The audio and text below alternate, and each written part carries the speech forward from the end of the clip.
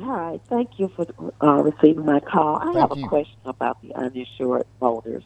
Okay. Um, I had a car accident where someone else was at fault, Okay. and I have been contacted about a settlement. I have uninsured voters on my policy, which I have a huge policy, 100, 300, 100 policy limits on my car. Wow. However, in the settlement, that portion of the claim has not been offered to me. Is that automatically something that will be offered in part of the settlement? My coverage on the uninsured voters, in addition to that, or would it just be from what the person's liability would cover for me? Do you know how much in limits the other person, the person that caused the accident, do you know how much in coverage they have? Yeah. I'm sorry?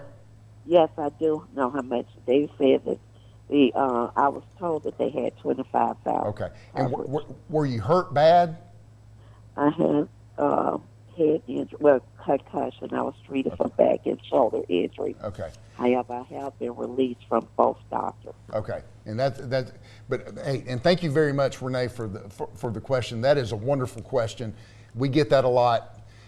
So, in Renee's situation, the person that caused the accident has, like I talked about earlier, $25,000 of liability coverage. That's all that other insurance company is going to pay.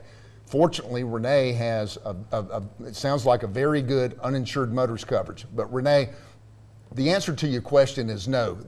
Your insurance company is not automatically going to give you whatever your policy limits are. They're going to, if number one, you have to exhaust, which means you have to get all of the insurance coverage from the person that caused the accident.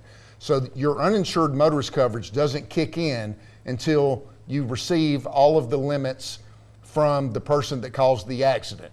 So let's say that your case is worth, say $50,000. If you receive the $25,000 from the other side, then your insurance company theoretically would have to pay $25,000, even though you may have $300,000 in coverage. They're only going to pay what the value of that claim is.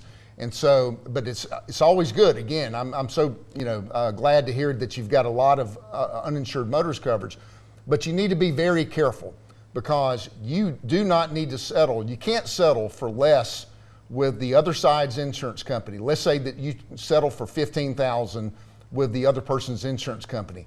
Then if you make a claim against your uninsured motorist coverage, number one, if you sign a release with the other side, you're going to waive your ability to get any uninsured motorist coverage. It gets complicated, and so that's why I would advise you to speak to a lawyer who knows a little bit about uninsured motorist coverage to see, and that person, if you go to a good lawyer, he or she is, if they're worth their salt, they're going to tell you whether it's a good settlement or not, and because there's a lot of hoops that you have to jump through. You don't need to just settle with the other, and then you're going to go to your uninsured motorist carrier and say, okay, now pay me, because it doesn't work that way. So just walk carefully on this, speak to a lawyer, and there's no obligation to talk to a lawyer, but he or she can tell you what they think that you should do in a situation like that. Otherwise, you may be forfeiting a lot of benefits.